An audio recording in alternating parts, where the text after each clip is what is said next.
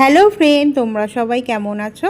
Friend, আশা করছি তোমরা সবাই ভালো আছো। ফ্রেন্ড, আজকে আমি তোমাদের সাথে শেয়ার করব একটা খুবই সহজ আর চেনা রেসিপি হচ্ছে সর্ষে দিয়ে পার্শে মাছের ঝাল।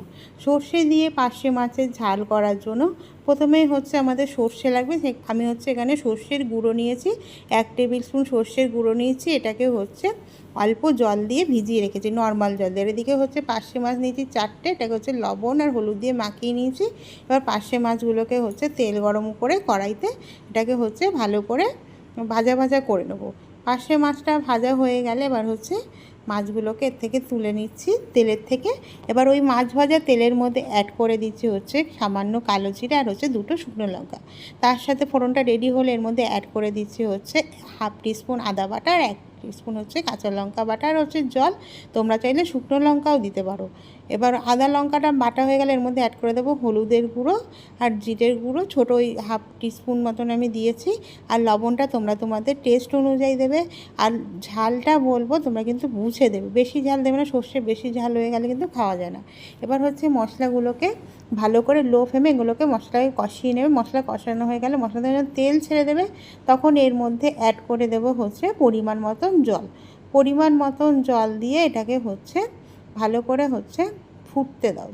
জলটা যখন ভালো করে ফুটে উঠবে তখন এর মধ্যে অ্যাড করে দেব হচ্ছে ভেজে রাখা পার্শে মাছগুলো। ভেজে রাখা পার্শে মাছগুলোকে দিয়ে মাছটাকে একটু উল্টে পাল্টে নিয়ে এটাকে হচ্ছে ঢাকা দিয়ে লো ফ্লেমে 5 মিনিট মতন সেদ্ধ হতে দাও। জলটা যখন শুকিয়ে আসবে তখন আমরা এর মধ্যে অ্যাড করে দেব হচ্ছে আগের থেকে ভিজিয়ে রাখা সর্ষের পাউডারটা। সর্ষের পাউডারটা আমি হচ্ছে কম করে 10 থেকে 15 মিনিট তোমরা ভিজিয়ে রাখবে।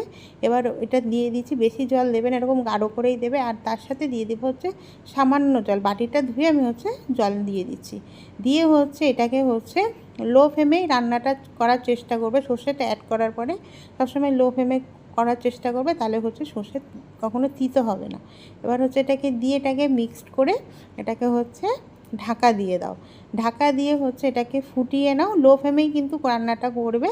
এটাকে হচ্ছে ফুটিয়ে নাও। এবার হচ্ছে আর ঝোলের মানে সর্ষেটা যে মাখাই ভাল লাগে, তোমরা যদি একটু পাতলা পছন্দ করো তাহলে জলের পরিমাণটা একটু বাড়িয়ে দেবে। এবার হচ্ছে এটাকে নামানোর আগে হচ্ছে এর মধ্যে দিয়ে দেবো হচ্ছে তোমরা চাইলে ধনেপাতা দিয়ে দিতে পারো। ধনেপাতা কুচি আমার যেহেতু ছিল না দিইনি। আমার হচ্ছে তেলের পরিমাণটা একটু এমনিতেই বেশি হয়ে গেছে বলে আমি দিইনি। তোমরা কিন্তু উপর থেকে একটু কাঁচা সর্ষের তেল ছড়িয়ে দেবে, তাহলেই রেডি হয়ে যাবে আমাদের হচ্ছে সর্ষে দিয়ে পার্শে মাছের ঝাল। সবাইকে বলবো আমার রেসিপি করে যদি ভালো লাগে সবাই আমার চ্যানেলটাকে লাইক অ্যান্ড সাবস্ক্রাইব করে দিও। থ্যাংক ইউ সবাইকে সাথে